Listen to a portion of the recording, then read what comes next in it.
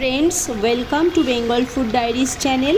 কখনো কখনো হয় না, খুব সহজ রান্না ও স্বাদে হয়ে ওঠে দারুণ। আজকে নিরামিষ এই পটলের রেসিপি কিন্তু সেরকমই একটা মাত্রা এনে দিয়েছে।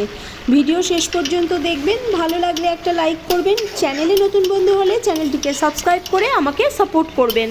পটল আমি এইভাবে কেটে নিয়েছি, সাথে মাঝারি সাইজের 3টে আলুও কেটে নিয়েছি। কড়াইয়ে পরিমাণ মতো সর্ষের তেল দিয়ে গরম হলে প্রথমে কেটে রাখা আলু দিয়ে মিনিট খানেক নাড়াচাড়া করে ভেজে নেব। এখন ওরই মধ্যে পটল দিয়ে তারপর নুন দিয়ে দেব। এবার একসাথে ভেজে নিয়ে ঠিক এরকম অবস্থায় তুলে নিতে হবে। কড়াইয়ের তেলে ফোড়নে দেব শুকনো লঙ্কা, জিরা, তেজপাতা। কয়েক সেকেন্ড পরে দেব টমেটো কুচি। একটু নাড়াচাড়া করে ওরই মধ্যে দিয়ে দেব আদা বাটা, ধনে, জিরা ও লঙ্কা বাটা, সাথে হলুদ গুঁড়ো, রেড চিলি পাউডার। এখন অল্প জল দিয়ে তারপর ফ্লেম মিডিয়ামে রেখে কষে নিতে হবে।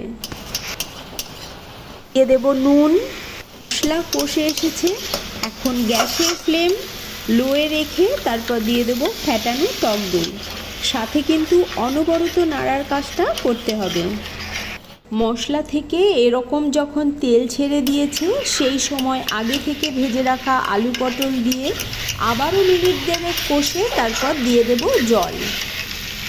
গ্রেভি জাল হয়ে যখন এরকম থিকনেসে এসেছে, তখন গরম মশলা দিয়ে তারপর ভালোভাবে মিশিয়ে দিতে হবে। এবার স্ট্যান্ডিং টাইমে রেখে নামিয়ে নিলেই তৈরি একেবারে নিরামিষ দিনের জন্য আপনার পছন্দের পটলের রেসিপি। নিরামিষ দিনের জন্য পটলের এই রেসিপি আপনার কাছে কেমন লেগেছে আমাকে কমেন্ট করে জানাবেন।